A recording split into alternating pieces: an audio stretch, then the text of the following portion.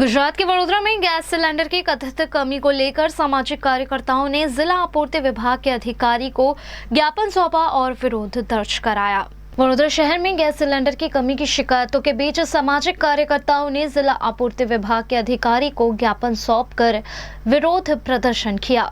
सामाजिक कार्यकर्ताओं का कहना है कि शहर में गैस सिलेंडर को लेकर लोगों को परेशानियों का सामना करना पड़ रहा है और कई जगहों पर लंबी कतारें भी देखने को मिली हैं। इस मुद्दे को लेकर कार्यकर्ताओं ने जिला आपूर्ति अधिकारी जी.एन. देसाई को आवेदन पत्र सौंपकर समस्या का समाधान करने की मांग की।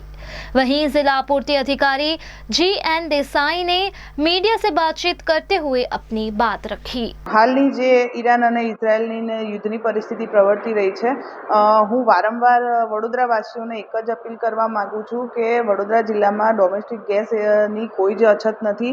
વડોદરાવાસીઓને એક જ અપીલ છે, નમ્ર અપીલ છે કે તમે પેનિક ના થાવ અને તમે શાંતિથી બધાને ઓનલાઈન બુકિંગ પણ શરૂ છે અને ગેસ એજન્સીઓ પર બિનજરૂરી લાઈનો કે તડકામાં ના ઊભા રહેશો। જેને પણ પ્રશ્ન છે અમે હેલ્પલાઇન નંબર પણ જાહેર કર્યા છે અને એલપીજી આપણે જે ઘરેલું ગેસ છે એમાં કોઈ જ અછત અત્યારે હાલ આપણી પાસે સ્ટોક પણ સફિશિયન્ટ છે અને વીજીએલ થ્રુ અને ગેલ થ્રુ જે ગેસ આપણને પ્રોવાઈડ થાય છે પાઇપલાઇન મારફતે એમાં પણ કોઈ પ્રશ્ન નથી। અમારી માંગણી બહુ સ્પષ્ટ હતી કે એલપીજીના ગેસની અછતના કારણે લોકોમાં પેનિકનેસ વધી છે। લોકો સવારે 5 વાગ્યાથી લાઈનોમાં ઊભા રહેતા થયા છે।